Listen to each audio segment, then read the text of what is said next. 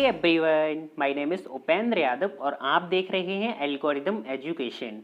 तो हम लोगों ने सीक्वेंसेस ऑफ रियल नंबर्स की लेक्चर सीरीज को स्टार्ट किया था, जिसमें आज ये हमारा नेक्स्ट लेक्चर है। तो लास्ट लेक्चर में हम लोगों ने मोनोटोन कन्वर्जेंस थ्योरम के बारे में डिस्कशन किया था और साथ में उसके प्रूफ को भी हम लोगों ने देखा था कि प्रूफ किस तरीके से करते हैं। देन इसके बाद आज हम लोग इस लेक्चर में उस मोनोटोन कन्वर्जेंस थ्योरम का किस तरीके से यूज करते हैं कि किसी भी सीक्वेंस को कन्वर्जेंट पता करने में कि ये जो गिवन सीक्वेंस है वो कन्वर्जेंट सीक्वेंस है या फिर ये नहीं है। तो यही हम लोग आज के लेक्चर में सीखने वाले हैं। तो चलिए स्टार्ट करते हैं और देखते हैं कि किसी भी सीक्वेंस की कन्वर्जेंट को कैसे पता करते हैं। सबसे पहले हम लोग कुछ टूल देख लेते हैं कि किसी भी सीक्वेंस को कन्वर्जेंट प्रूफ करने के क्या क्या टूल हैं हमारे पास। तो फर्स्ट है हमारे पास, if a sequence is bounded and has unique limit point then it is convergent. मतलब अगर कोई सीक्वेंस बाउंडेड है और उसके पास यूनिक लिमिट पॉइंट है, इसका मतलब वो क्या है, एक कन्वर्जेंट सीक्वेंस है। और ये सारी चीज़ें मैं आपको पहले भी पढ़ा चुका हूँ, तो अगर आपने हमारे लास्ट के लेक्चर्स नहीं देखे हैं तो पहले आप हमारे लास्ट के लेक्चर देखिए, जहाँ से आपको सारे कंसेप्ट सीक्वेंस से रिलेटेड जो भी कंसेप्ट हैं वो आपको बहुत ही अच्छे से क्लियर हो जाएंगे। देन इसके बाद अगर आप ये हमारे आगे के लेक्चर्स देखेंगे ना तो वो आपको बहुत ही अच्छे से समझ आएंगे। तो पहले आप कोशिश कीजिए कि आप हमारे लास्ट के लेक्चर्स को भी देख लें। तो हमारे पास जो फर्स्ट टूल था वो ये था कि अगर हम किसी सीक्वेंस को बाउंडेड और उसके पास यूनिक लिमिट पॉइंट है, अगर ये प्रूफ कर पाते हैं, इसका मतलब वो जो सीक्वेंस है वो क्या है, एक कन्वर्जेंट सीक्वेंस है। देन इसके बाद सेकेंड टूल ये है कि अगर हम किसी सीक्वेंस को बाउंडेड प्लस मोनोटोनिक उसको प्रूफ कर पा रहे हैं, मोनोटोनिक मतलब मोनोटोनिकली इंक्रीजिंग या फिर वो मोनोटोनिकली डिक्रीजिंग, लेकिन बाउंडेड में तो ऐसा नहीं होता है। बाउंडेड किसी भी सीक्वेंस को हम लोग तभी बोलते हैं जब वो बाउंडेड एबव भी हो और बाउंडेड बिलो भी हो। तो अगर किसी सीक्वेंस को हम लोग बाउंडेड प्लस मोनोटोनिक अगर हम प्रूफ कर पा रहे हैं तो हम लोग बोलेंगे कि वो जो हमारी गिवन सीक्वेंस है वो क्या है, एक कन्वर्जेंट सीक्वेंस है। ठीक है, तो ये हमारा सेकेंड टूल था। देन इसके बाद थर्ड टूल क्या है, if both the subsequences of a CPS, CPS का मतलब है यहाँ पर complementary subsequence of a and converges to the same limit then the sequence is convergent. मतलब अगर complementary subsequence same limit पर कन्वर्ज कर रही है, इसका मतलब वो जो गिवन सीक्वेंस है वो क्या है, एक कन्वर्जेंट सीक्वेंस है। अब मैंने आपको अभी सीपीएस तो नहीं पढ़ा है, तो आप थोड़ा वेट कीजिए, एक दो लेक्चर्स के बाद हम लोग सब सीक्वेंस के बारे में पढ़ेंगे। तो जब मैं आपको सब सीक्वेंस के बारे में पढ़ाऊंगा तो मैं आपको वहां पर कॉम्प्लीमेंट्री सब सीक्वेंस के बारे में भी बताऊंगा कि कॉम्प्लीमेंट्री सब सीक्वेंस क्या होती हैं। अभी यहाँ पर हम लोग केवल टूल देख ले रहे हैं कि किसी भी सीक्वेंस को कन्वर्जेंट प्रूफ करने के टूल क्या क्या होते हैं। तो आप परेशान ना होइए, हम ये जो थर्ड नंबर का टूल है और जो फोर्थ नंबर का टूल है इसको अभी हम लोग यूज नहीं करने वाले हैं, क्योंकि जब तक हम लोग सीक्वेंस के बारे में नहीं जान लेंगे तब तक हम लोग इस थर्ड टूल को और फोर्थ टूल को यूज नहीं करेंगे। फोर्थ टूल क्या है हमारे पास, if a sequence A N is convergent if and only if its every subsequence is convergent. मतलब अगर किसी सीक्वेंस ए एन की सभी सबसीक्वेंस कन्वर्जेंट हैं तो फिर वो जो सीक्वेंस ए एन होगी वो क्या होगी, एक कन्वर्जेंट सीक्वेंस होगी। और इसका कन्वर्जली पार्ट भी ट्रू होता है कि अगर कोई एक sequence A N convergent sequence है तो इस कन्वर्जेंट सीक्वेंस की जितनी भी सब सीक्वेंस होंगी वो भी कन्वर्जेंट सीक्वेंस होगी, और जो ए एन की लिमिट होगी उसी रियल नंबर पर सारी सब सीक्वेंस कन्वर्ज करेंगी। तो अगर किसी सीक्वेंस ए एन की जितनी भी सब सीक्वेंस हैं, अगर वो सारी सब सीक्वेंस कन्वर्जेंट हैं और किसी एक यूनिक रियल नंबर पर कन्वर्ज कर रही हैं, तो वो जो यूनिक रियल नंबर होगा वही उस सीक्वेंस की लिमिट हो जाएगी। तो यहाँ पर हम लोगों ने चार टूल को डिस्कशन किया। फर्स्ट टूल क्या था कि बाउंडेड और यूनिक लिमिट पॉइंट अगर हम प्रूफ कर देते हैं तो हमारी सीक्वेंस क्या हो जाएगी, कन्वर्जेंट हो जाएगी। सेकेंड टूल कि अगर हम बाउंडेड प्लस मोनोटोनिक प्रूफ कर पा रहे हैं, इसका मतलब सीक्वेंस क्या है, कन्वर्जेंट है। थर्ड टूल क्या था कि अगर किसी सीक्वेंस की सीपीएस, सीपीएस मतलब कॉम्प्लीमेंट्री सब सीक्वेंस अगर कन्वर्जेंट हैं और सेम लिमिट पर कन्वर्ज कर रही हैं, इसका मतलब वो जो सीक्वेंस ए एन है वो क्या है, कन्वर्जेंट है। देन इसके बाद फोर्थ टूल क्या था कि अगर किसी सीक्वेंस ए एन की सारी सब सीक्वेंस किसी एक रियल नंबर पर कन्वर्ज कर रही हैं तो वो जो सीक्वेंस ए एन है वो क्या है, एक कन्वर्जेंट सीक्वेंस है। तो मैंने आपको यहाँ पर चार टूल बताए, first, second, third and fourth. तो इन चारों में से किसी एक का यूज कीजिए और आप लोग इजीली पता लगा सकते हैं कि ये जो गिवन सीक्वेंस है ये कन्वर्जेंट है या फिर ये नहीं है। इन चारों में से किसी एक का यूज करना है तो चाहे आप फर्स्ट का यूज़ कर लीजिए, सेकंड का यूज़ कर लीजिए। तो अभी हम लोग जो एग्जाम्पल्स को डिस्कशन करेंगे इस लेक्चर में, और इसके बाद जो नेक्स्ट लेक्चर होगा उसमें भी हम लोग एग्जाम्पल्स को डिस्कशन करेंगे, क्योंकि अगर हम लोग एग्जाम्पल से सारी चीज़ों को समझने की कोशिश करेंगे तो वो जो अभी हम लोग लास्ट के लेक्चर में या लास्ट से भी लास्ट के लेक्चर में जो भी हम लोग थ्योरम पढ़ के आ रहे हैं या फिर जो भी हम लोगों ने डेफिनेशन पढ़ी है वो आपको बहुत ही अच्छे से क्लियर हो जाएंगी। तो एग्जाम्पल से यही फ़ायदा होता है। तो आज के लेक्चर में और नेक्स्ट लेक्चर में भी हम लोग एग्जाम्पल्स को डिस्कशन करेंगे, तो उसमें हम लोग केवल टूल फर्स्ट और टूल सेकंड का ही यूज़ करेंगे, tool third and tool fourth का यूज़ नहीं करेंगे। इसका हम लोग तब यूज़ करेंगे जब हम लोग सब सीक्वेंस के बारे में पढ़ लेंगे। तो इस लेक्चर के बाद जो नेक्स्ट लेक्चर होगा उसमें तो हम लोग एग्जाम्पल्स को डिस्कशन करेंगे, देन इसके बाद जो नेक्स्ट लेक्चर होगा उसमें हम लोग सब सीक्वेंस के बारे में डिस्कशन करेंगे। तो वहाँ मैं आपको कॉम्प्लीमेंट्री सब सीक्वेंस भी बताऊंगा कि CPS क्या होती है। देन इसके बाद इस थर्ड टूल को और फोर्थ टूल को आप लोग बहुत अच्छे से समझ सकते हैं। तो सब सीक्वेंस के बाद भी मैं आपको ये वाले टूल बताऊंगा कि किस तरीके से हम लोग इनका यूज़ करते हैं। तो चलिए अभी हम लोग एग्जाम्पल देख लेते हैं कि हमारे पास एग्जाम्पल क्या क्या हैं। तो फर्स्ट एग्जाम्पल हम लोगों को दिया गया है, so that the sequence an defined by an is equal to 1 divided by n plus 1 plus 1 divided by n plus 2 plus and so on 1 divided by n plus n converges. मतलब यहाँ पर हम लोगों को ये जो सीक्वेंस दी गई ना, भयंकर टाइप से बड़ी सीक्वेंस दी गई है an is equal to this, तो हम लोग को प्रूफ ये करना है कि ये जो सीक्वेंस है ये एक कन्वर्जेंट सीक्वेंस है। तो अभी अभी तो मैं आपको बता ही चुका हूँ कि किसी भी सीक्वेंस को कन्वर्जेंस प्रूफ करने के 4 टूल मैंने आपको बताए, उन चारों में से किसी एक का यूज़ कीजिए।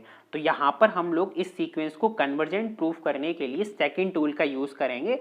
मतलब हम लोग इस सीक्वेंस को बाउंडेड प्रूफ करेंगे और मोनोटोनिकली इंक्रीजिंग या फिर मोनोटोनिकली डिक्रीजिंग। अब मोनोटोनिकली इंक्रीजिंग और मोनोटोनिकली डिक्रीजिंग कैसे प्रूफ करते हैं ये मैं आपको इससे लास्ट वाले लेक्चर में बता चुका हूं, जहां पर मैंने आपको नोट पॉइंट बताए थे।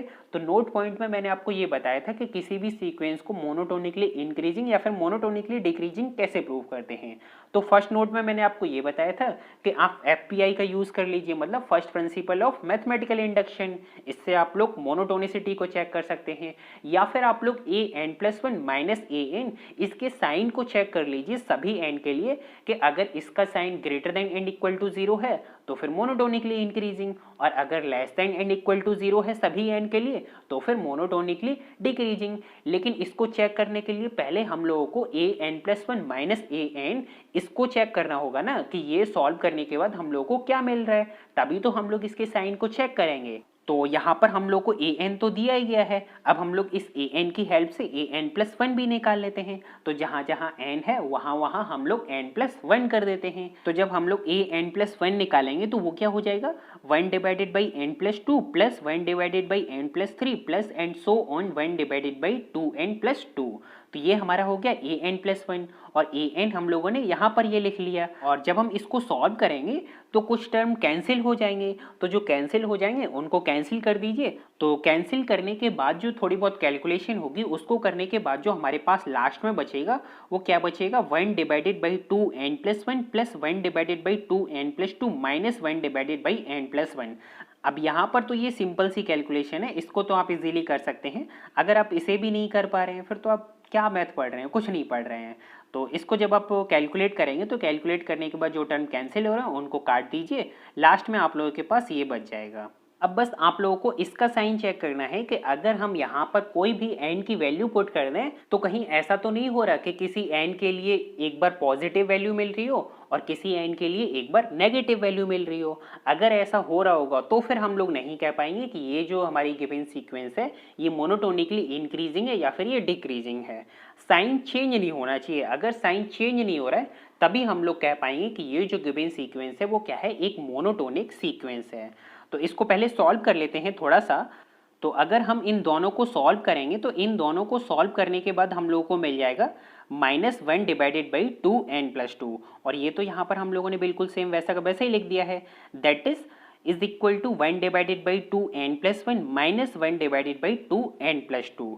अब यहाँ पे आप इजीली देख सकते हैं कि चाहे आप n की कोई भी वैल्यू पुट कर दीजिए, ये हमेशा ग्रेटर देन 0 रहने वाली है। अब ये मैंने कैसे बोल दिया कि ये हमेशा ग्रेटर देन 0 होने वाली है? क्योंकि ये वाली जो क्वांटिटी है ये हमेशा इस क्वांटिटी से ग्रेटर देन रहने वाली है, चाहे आप किसी भी n को चूज कर लीजिए, क्योंकि ये वाली क्वांटिटी इस क्वांटिटी से लार्जर है और ये स्मॉल है।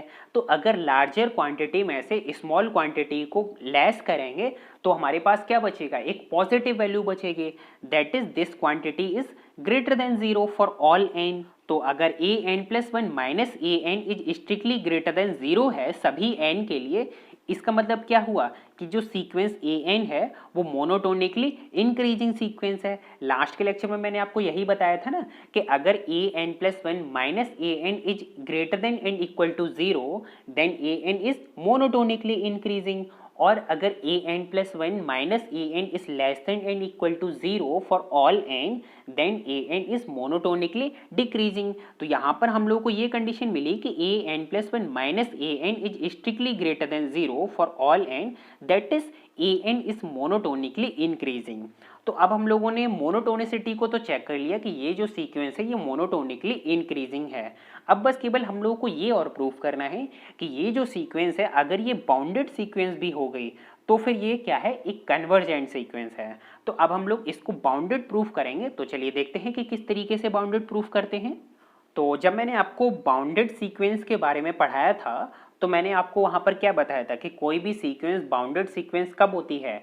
जब mod of an is less than and equal to k, और यहाँ पर k कोई भी रियल नंबर हो सकता है। तो अगर कोई भी sequence an mod of an is less than equal to k इस इनइक्वलिटी को होल्ड करेगी तो फिर वो एक बाउंडेड सीक्वेंस है। या फिर दूसरा तरीका ये था कि अगर हम कोई भी दो रियल नंबर ऐसे फाइंड आउट कर लें कि किसी एक रियल नंबर से सीक्वेंस के सारे एलिमेंट ग्रेटर देन हो और दूसरे रियल नंबर से सीक्वेंस के सारे एलिमेंट लेस देन हो, जैसे फॉर एग्जांपल -k से सारे एलिमेंट ग्रेटर देन हो और पॉजिटिव k से सारे एलिमेंट लेस देन हो, तो -k से k तक के बीच में अगर सीक्वेंस के सारे एलिमेंट आ रहे हैं इसका मतलब सीक्वेंस क्या है? हमारी एक बाउंडेड सीक्वेंस है और k कोई भी रियल नंबर हो सकते हैं। तो अगर हम इन दोनों में से किसी एक को प्रूफ कर पाए तो हम लोग बोल देंगे कि सीक्वेंस an क्या है? बाउंडेड सीक्वेंस है। तो यहाँ पर हम लोग फर्स्ट कंडीशन का यूज करेंगे, mod of an is less than and equal to k। तो mod of an is equal to 1 divided by n+1 plus 1 divided by n+2 plus and so on plus 1 divided by n+1। ये तो हम लोग को an दिया ही गया था। अब इसको ये भी ले सकते हैं, that is mod of an is less then 1 divided by n plus 1 by n plus and so on plus 1 by n। अब यहाँ पर हम लोगों ने ये 1 डिवाइडेड बाई n प्लस 1 की जगह ये लेस देन 1 बाई n कैसे लिख दिया?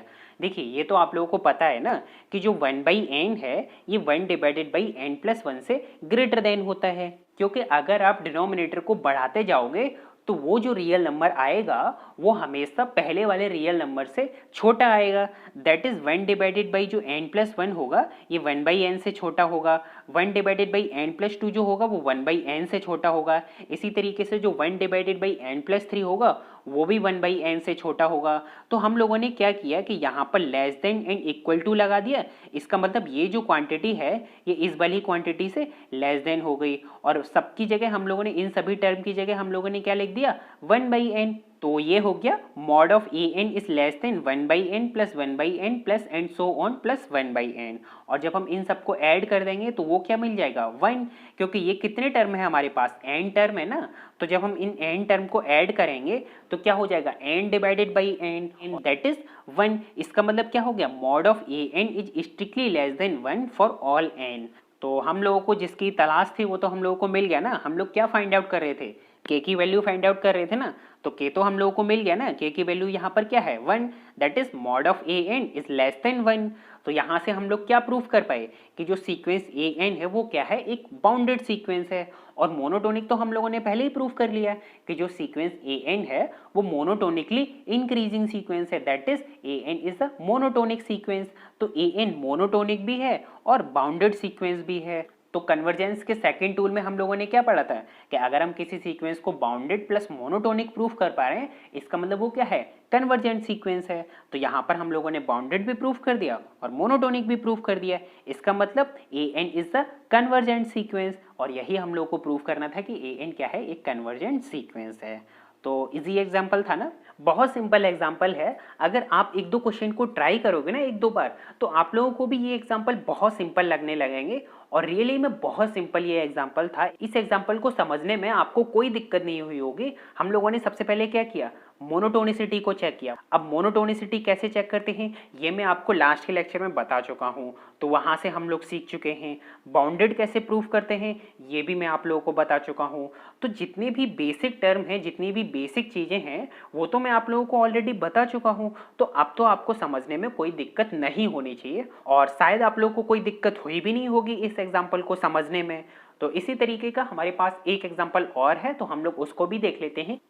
तो नेक्स्ट एग्जाम्पल है हमारे पास, prove that the sequence an defined by the relation a1 is equal to 1 and an is equal to 1 plus 1 divided by 1 factorial plus 1 divided by 2 factorial plus and so on 1 divided by n minus 1 factorial where n is greater than and equal to 2 converges. मतलब हम लोगों को एक sequence दी गई है an, और proof हम लोगों को ये करना है कि ये जो an सीक्वेंस है वो क्या है, एक कन्वर्जेंट सीक्वेंस है। तो यहाँ पर भी हम लोग सेकेंड टूल का ही यूज़ करेंगे। सबसे पहले हम लोग मोनोटोनिसिटी को चेक करेंगे कि मोनोटोनिकली इंक्रीजिंग है या फिर मोनोटोनिकली डिक्रीजिंग है। देन इसके बाद इस सीक्वेंस को बाउंडेड प्रूफ करेंगे। तो जैसे ही हम लोग इन दो चीज़ों को प्रूफ कर पाते हैं, देन इसके बाद फिर हम लोग बोल सकते हैं कि ये जो सीक्वेंस an है ये क्या है, एक कन्वर्जेंट सीक्वेंस है। तो जिस तरीके से हम लोगों ने लास्ट के लेक्चर में मोनोटोनिसिटी को चेक किया था ना, an+1 माइनस an के साइन को चेक करके कि अगर ये अपना साइन चेंज नहीं कर रहा है किसी भी n के लिए, तो फिर ये एक मोनोटोनिक सीक्वेंस है। तो वही हम लोग यहाँ पर करेंगे। तो an तो हम लोगों को ये दिया गया है, अब an+1 निकालना है। तो जहाँ जहाँ n है उसकी जगह n+1 को रिप्लेस कर दीजिए, तो हमारे पास आ जाएगा an+1। तो an+1 क्या हो जाएगा, 1 plus 1 divided by 1 factorial plus 1 divided by 2 factorial plus and so on plus 1 divided by n factorial. तो ये आ गया हमारे पास an+1, और an तो हम लोगों को ये यहाँ पर दिया ही गया है, तो यहाँ पर सिंपली हम लोगों ने an भी लिख दिया। तो जब हम इसको सॉल्व करेंगे an+1 माइनस an, तो सॉल्व करने के बाद जो टर्म कैंसिल हो रहे होंगे उनको हम लोग कैंसिल कर देंगे। तो लास्ट में हमारे पास बच जाएगा 1 डिवाइडेड बाई n फैक्टोरियल। अब यहाँ पे आप लोग चाहे n की कोई भी वैल्यू पुट कर दीजिए, हमेशा वो ग्रेटर देन 0 ही रहने वाली है। That is an+1 minus an is strictly greater than 0 for all n। तो ये जो है ये किसी भी n के लिए अपना साइन चेंज तो नहीं कर रहे, ये हमेशा पॉजिटिव रहने वाला है सभी n के लिए। तो इस वजह से an+1 minus an is strictly greater than 0, that is sequence an is monotonically increasing. तो अब हम लोगों ने मोनोटोनिसिटी को तो चेक कर लिया कि ये जो सीक्वेंस है ये मोनोटोनिकली इंक्रीजिंग सीक्वेंस है।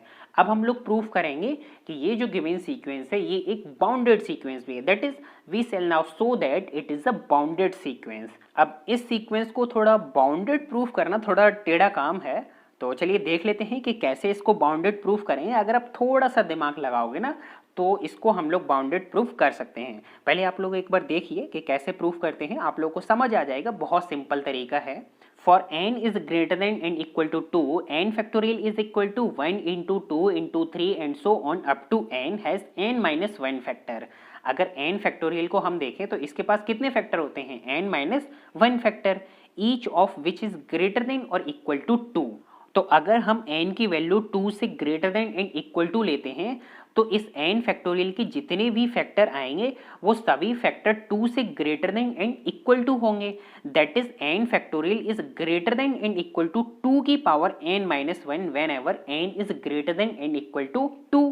और ये इनइक्वालिटी वैलिड है n is greater than equal to 2 के लिए। आप चेक भी कर सकते हैं, आप n की वैल्यू 3 लीजिए, 2 लीजिए, 4 लीजिए, अगर 1000, 1 लाख, चाहे आप कुछ भी ले लेते हैं n की वैल्यू, ये इनइक्वालिटी वैलिड है।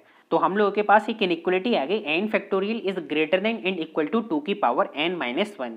देखिए अगर आप इन इनइक्वालिटी को नहीं सोच पा रहे हैं कि ये इनइक्वालिटी हम लोग किस तरीके से बनाए, किस तरीके से निकालें, तो फिर आप एक काम कर सकते हैं कि जितनी भी इंपॉर्टेंट इनइक्वालिटी हैं, जैसे कि एक ये इनइक्वालिटी है, इसी तरीके से आगे भी इनइक्वालिटी आएंगे जिनका हम लोग बहुत जगह यूज़ करेंगे, तो उन इनइक्वालिटी को आप लोग एक पेज पे लिख लीजिए और जब भी आप लोगों को टाइम मिले आप लोग टाइम टू टाइम उनको रिवाइज करते रहिए। तो क्या होगा, वो जो इनइक्वालिटी होंगे वो आप लोगों को याद हो जाएंगी। तो जब भी कहीं ज़रूरत पड़े आप उन इनइक्वालिटी को अप्लाई कर दीजिए। तो जैसे ही अप्लाई करेंगे तो वो जो आप लोगों को भयंकर सी सीक्वेंस दिख रही होगी ना, वो बहुत सिंपल सी छोटी सी सीक्वेंस हो जाएगी। हो सकता है कि जैसे ही आप लोग इनइक्वालिटी अप्लाई करो, अप्लाई करने के बाद तुरंत वो जो सीक्वेंस है वो एपी या फिर जीपी में कन्वर्ट हो जाए। तो अगर वो सीक्वेंस एपी या फिर जीपी में कन्वर्ट हो जाती है तो फिर उस सीक्वेंस को तो आप लोग इजीली हैंडल कर सकते हो। तो हम लोगों को ये इनइक्वालिटी मिल गई, that is n factorial is greater than n equal to 2 की पावर n माइनस 1। अब अगर हम इसका रेसिप्रोकल कर देंगे तो ये जो greater than n equal to का साइन है ये चेंज होके किस में कन्वर्ट हो जाएगा, less than n equal to, that is 1 divided by n factorial is less than n equal to 1 divided by 2 की पावर n माइनस 1। तो वही मैंने यहाँ पर लिखा है, therefore 1 divided by n factorial is less than n equal to 1 divided by 2 की power n minus 1 whenever n is greater than n equal to 2। तो इसी इनइक्वालिटी का हम लोग सीक्वेंस an में यूज करेंगे। तो सीक्वेंस हम लोग को क्या दी गई थी, an is equal to 1 plus 1 divided by 1 factorial plus 1 divided by 2 factorial plus 1 divided by 3 factorial plus and so on up to 1 divided by n minus 1 factorial. तो इसको हम लोग लिख सकते हैं इस इनइक्वालिटी की हेल्प से, इस less than n equal to 1 plus 1 plus 1 by 2 plus 1 by 2 की power 2 plus and so on 1 divided by 2 की पावर n माइनस 2। तो इस इनइक्वालिटी की हेल्प से हम लोगों ने इस an सीक्वेंस को ये लिख दिया और इस इक्वल टू के साइन को चेंज करके हम लोगों ने यहाँ पर लगा दिया less than n equal to. कोई दिक्कत तो नहीं। अब देखिए यहाँ पर ये जो सीक्वेंस है 1 बाई 2 प्लस 1 बाई 2 का स्क्वायर प्लस 1 बाई 2 का cube and so on 1 by 2 की पावर n माइनस 2, ये क्या है, एक जीपी है ना, और जीपी को तो आप इजीली हैंडल कर सकते हो। तो इसको जब सॉल्व करेंगे तो पहले तो हम लोग इस जीपी को सॉल्व कर लेते हैं। तो जब इसको ऐड करेंगे तो ऐड करने का एक फॉर्मूला होता है ना, याद है कि नहीं आप लोगों को ये फॉर्मूला, भूल गए? चलो कोई बात नहीं, मैं बता देता हूँ। वैसे भी आप लोग कौन सी सारी चीज़ें याद रखते हो, ये भी भूल गए। चलिए मैं तो मजाक कर रहा हूँ। तो इसका फॉर्मूला ये होता है 1 माइनस आर की power n divided by 1 minus r. तो यहाँ पर हम लोगों ने इसी फॉर्मूले का यूज़ किया है। तो जब आप इसको सॉल्व करोगे तो 1 माइनस 1 बाई 2 ये क्या हो जाएगा, 1 बाई 2। तो जो 2 डिनोमिनेटर में है ये न्यूमरेटर में पहुंच जाएगा, तो यहाँ पे मल्टीप्लाई हो जाएगा ना 2 का। तो 2 माइनस 2 डिवाइडेड बाई 2 की पावर n माइनस 1। तो अब हमारे पास क्या आ गया, 1 plus 2 minus 2 divided by n minus 1। तो 1 प्लस 2 को हम लोगों ने 3 लिख दिया। तो अब ये मिल गया कि 3 माइनस 2 डिवाइडेड बाई 2 की पावर n माइनस 1। तो 2 को अगर हम नीचे ले आएंगे तो ये हो जाएगा 3 माइनस 1 डिवाइडेड बाई 2 की पावर n माइनस 2। सिंपल सी कैलकुलेशन है। अब यहाँ पे मैं आप लोगों को कैलकुलेशन करके तो नहीं बताऊंगा, मेरा भी टाइम वेस्ट होगा और आप लोगों का भी टाइम वेस्ट होगा। तो सिंपल सी कैलकुलेशन है, आप इसे भी कर सकते हैं। तो हम लोगों को मिल जाएगा 3 माइनस समथिंग।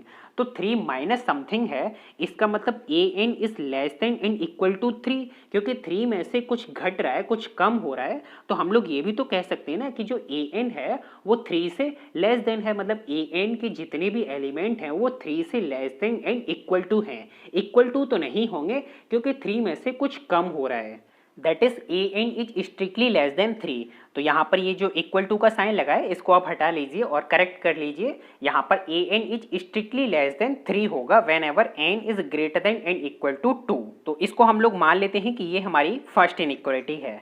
अब शुरुआत में हम लोगों को जो दिया गया था वो ये दिया गया था कि जो हमारा फर्स्ट टर्म है वो क्या है, 1 है, और 1 तो 3 से लेस देन होता है। तो अगर हम इन दोनों इनइक्वालिटी का यूज़ करें फर्स्ट एंड सेकंड का, तो यहाँ से हम लोग ये बोल सकते हैं कि an is strictly less than 3 for all n, मतलब सभी n के लिए जो an की वैल्यू है वो 3 से स्ट्रिक्टली लेस देन है। अब यहाँ पर हम लोगों ने ये प्रूव कर दिया कि जो सीक्वेंस an है वो बाउंडेड एबव है। अब बाउंडेड बिलो है कि नहीं है, हाँ तो बाउंडेड बिलो भी है, क्योंकि सीक्वेंस का जो फर्स्ट टर्म है वो क्या है, 1, और ये तो हम लोगों ने पहले ही प्रूव कर दिया कि सीक्वेंस ए एन क्या है, मोनोटोनिकली इंक्रीजिंग है, मतलब सीक्वेंस के सारे एलिमेंट 1 से ग्रेटर देन रहने वाले हैं। तो यहाँ से हम लोगों ने ये प्रूव कर दिया कि जो सीक्वेंस ए एन है वो बाउंडेड बिलो भी है, और यहाँ से हम लोगों ने ये प्रूव कर दिया कि जो सीक्वेंस ए एन है वो बाउंडेड एबव भी है। तो अगर कोई भी एक सीक्वेंस बाउंडेड बिलो भी है और बाउंडेड एबव भी है, मतलब वो सीक्वेंस क्या है, एक बाउंडेड सीक्वेंस है। तो यहाँ से बाउंडेड भी प्रूफ हो गया। और मोनोटोनिसिटी को तो हम लोग पहले ही प्रूव कर चुके हैं कि जो हमारी ए एन सीक्वेंस है वो मोनोटोनिकली इंक्रीजिंग सीक्वेंस है। तो मोनोटोनिक भी प्रूव कर दिया और बाउंडेड भी प्रूव कर दिया। इसका मतलब सीक्वेंस ए एन क्या है, एक कन्वर्जेंट सीक्वेंस है। तो ये एग्जाम्पल भी आप लोगों को अच्छे से समझ आया होगा। बहुत सिंपल एग्जाम्पल था, इसमें भी हम लोगों ने कुछ नहीं किया। सबसे पहले मोनोटोनिक चेक किया, देन इसके बाद बाउंडेडनेस को चेक किया। हो सकता है आप लोगों को बाउंडेड प्रूफ करने में थोड़ी दिक्कत हुई हो, लेकिन अगर आपकी थोड़ी प्रैक्टिस हो जाएगी तो फिर इजीली आप लोग बहुत तरीके से किसी भी सीक्वेंस की बाउंडेडनेस या फिर उसकी मोनोटोनिसिटी को चेक कर सकते हैं, फिर आपको कोई दिक्कत नहीं होगी।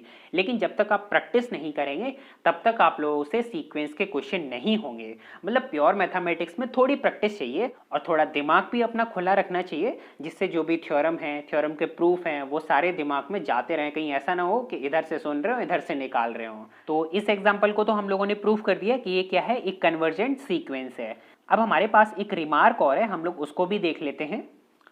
तो रिमार्क हमारे पास ये है कि जो अभी हम लोगों ने सीक्वेंस पढ़ी ना कि A N is equal to 1 plus 1 divided by 1 factorial plus 1 by 2 factorial plus and so on plus 1 divided by N minus 1 factorial. तो इस सीक्वेंस की जो लिमिट आती है ना वो आती है ई, क्योंकि अगर कन्वर्जेंट सीक्वेंस है तो जाहिर सी बात है उसकी लिमिट भी निकल रही होगी। तो इस सीक्वेंस की जो लिमिट होती है वो होती है ई। अब लिमिट किस तरीके से निकालते हैं किसी भी सीक्वेंस की, उसके लिए मैंने आपको कुछ थ्योरम बता रखी है, जैसे सीजरो थ्योरम है, quasi first theorem, quasi second theorem, quiz theorem. तो इन थ्योरम्स का यूज़ करके हम लोग किसी भी थ्योरम की लिमिट निकाल सकते हैं। तो यहाँ पर अभी मैंने आपको नहीं बताया है कि इस सीक्वेंस की लिमिट ई किस तरीके से निकाली है। तो आगे के लेक्चर्स में हम लोग ये भी सीखेंगे कि इस सीक्वेंस की लिमिट ई किस तरीके से आती है, ठीक है। और इस ई की वैल्यू क्या होती है, 2.71821 एंड सो ऑन। और साथ में ये भी याद रख लेना कि जो ई रियल नंबर होता है ये एक ट्रांसीडेंटल नंबर होता है। तो आज का लेक्चर पसंद आया आप लोगों को? आना भी चाहिए। अगर नहीं आया तो एक बार फिर से रिपीट कीजिए, जो चीज़ आपको नहीं समझ आई है उसको एक बार फिर से देखिए। जब तक आप लोगों को समझ ना आए तब तक देखिए। फिर भी अगर नहीं समझ आती है तो फिर मैं क्या कर सकता हूँ इसमें, मैं तो बस आप लोगों को बता सकता हूँ। तो आप लोग मुझे मेल कीजिए या फिर कमेंट सेक्शन में बताइए, मैं आप लोगों की हेल्प करूँगा। वैसे तो आप लोगों को समझ आ जानी चाहिए, इतने तो समझदार हैं ही हैं आप लोग। अब मैथ पढ़ रहे हो, कुछ तो एक्स्ट्रा समझदारी होगी ना आप लोगों में, एक्स्ट्रा कॉमन सेंस होना चाहिए, तो समझ तो आ जाना चाहिए। फिर भी चलो अगर नहीं आता है तो बता दो फिर कमेंट सेक्शन में। आप लोगों की मैं तो हेल्प करने के लिए हूँ ना, तो बिल्कुल करूँगा फिर, ठीक है। तो आज का लेक्चर हम लोग यहीं पर फिनिश करते हैं। देन इसके बाद नेक्स्ट लेक्चर में भी हम लोग एग्जाम्पल्स को ही डिस्कशन करेंगे। कुछ एक दो एग्जाम्पल और हैं तो उनको भी हम लोग डिस्कशन करेंगे, और मोस्ट इंपॉर्टेंट एग्जाम्पल हैं इस वजह से हम लोग डिस्कस कर रहे हैं।